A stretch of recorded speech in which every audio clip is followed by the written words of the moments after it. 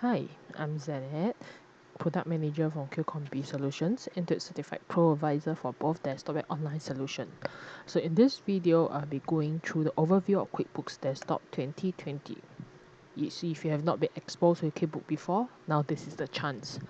If you're an existing user, this video will still be useful to you as it includes newly added features in 2020. So what you see here now is actually the homepage of QuickBooks Desktop. It will be divided into three portions. One is the top bar, second is the shortcut icon bar, and third is the dashboard. Okay, so when you look at the dashboard, this actually consists of your day-to-day accounting features, including from your vendor side, which actually your purchase order, to your enter bill, pay bill, receive inventory, okay, and your customer portion where you can create sales order, invoices, statement of accounts, receive payment, and sales receipt. Okay, for QuickBooks Desktop, when you create your sales order, it can automatically be transferred into purchase order and also invoices so that you don't have to generate them or recreate them again. And on the right, this is the company portion where it actually includes your chart of accounts, the item and services. Okay, your inventory activities, which actually includes like your stock evaluation, stock adjustment, records deposit, bank reconciliation. So this is actually something to do with your company profile.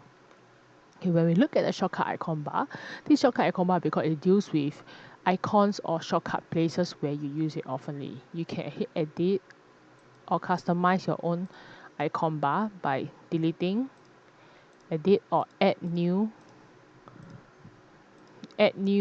icon. So if, for example, if I use invoices very often, I can actually add invoices into the icon bar. Okay, so it will appear over here. Okay, and when we look at the top bar, okay, under file, we have to take note where do we create a company file. Okay, to create a company file, actually from new company, and then to create a backup, okay, switch to multi-user mode.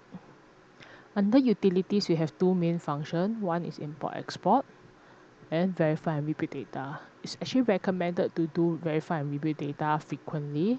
Either is it yearly, monthly, bi-monthly, weekly, bi-weekly, up to your company preference. Okay, under edit, we have preference. So this is the place where you actually let QuickBooks know what is your personal preference. So from things like, do you use accounts number in your chart of account? Do you use class tracking? Do you track inventory? Do you have multi-currency?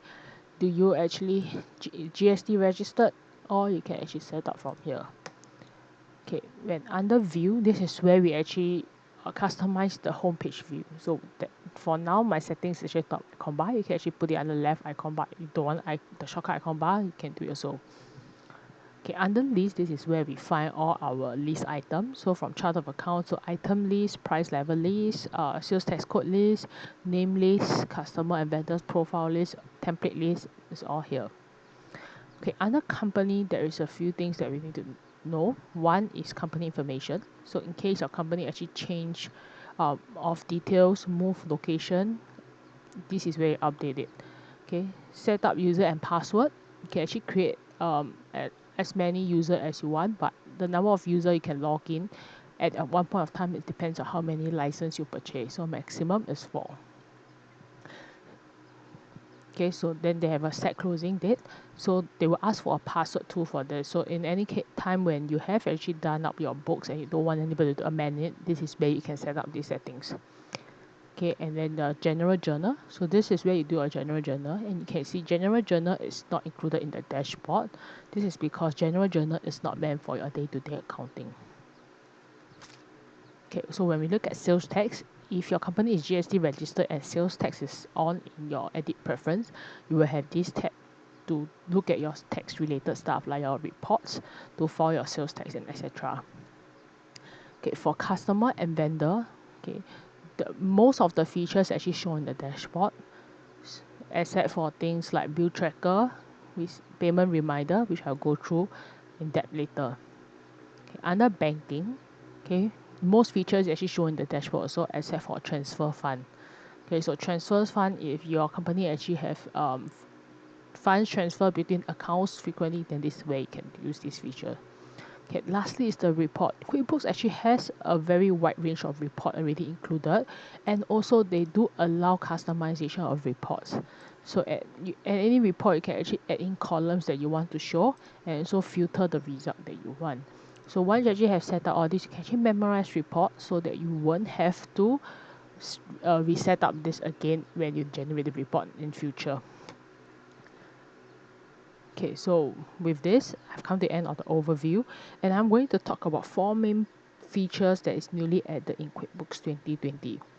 So number 1 is actually the automated payment reminder, which under customer payment reminder. So there's features that two functions that we have to take note. One is actually manage mailing list. So this portion actually allows QuickBooks to know who you're going to send a reminder to. At any point in time, you can actually add new lists, or you can actually edit existing list to add in new customer. Okay, so once you have done with this, second is actually to schedule your payment reminder. So this allows QuickBooks to know when to send the reminders to. So you can select your mailing list, add reminder. So from here, you can actually enter how many days before or after due dates to be sent, and this is the email template that you can actually customize yourself. Okay, the second newly added feature is actually add PO number to email. Okay, so this is actually a very great feature for customer that actually if they send in PO and they need to match the invoice to PO. Okay, so under your edit preference, under send form portion, okay, you'll be able to see a template.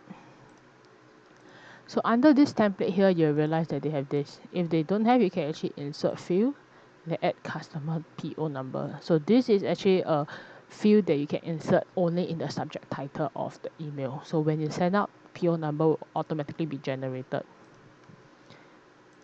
Okay, the third feature is actually to combine multiple email.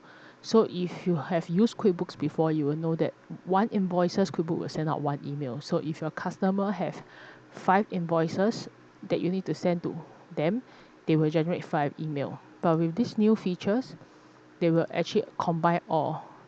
So let's do this. So if for normal period, it's actually 5 email to send. Okay, but when I combine forms, it will actually be 2 email, and they combine all invoices into one. Okay, so with this, we'll come to my last newly added features, also my favorite one, which is actually company file search. So if you have ever wondered where is your company file stored, now is the time to look for it. Okay, with these features in QuickBooks 2020, you will be able to find it in the computer. So sometimes it's very conveniently that we open up our QuickBooks with the company file open. We won't even know where the data file is stored. Okay, so from here, how it searches based on the spelling. So they will find it location, and then there's 3 locations they will find it. One is in the local drive, okay, which is where your your hard disk. Second is removable media. So some customer, they may have external hard disk or USB. Third is network. So network is actually like shared folder, all this where the data file is actually not stored locally in your computer. Okay, so once you actually done the search, they will actually show you the file name, which actually match with ABC, and also the type, whether it's a company file or is it a backup file, date modified, so you know when is this the latest copy that you have, and location. Okay, so you can actually open up from here directly, or you can actually look at the location to look for your data file. At the same time, if you are using a multi-user mode, you can actually open the file directly straight into the multi-user mode. Okay, so with this, I've come to the end of this video sharing, and I hope you enjoy this video.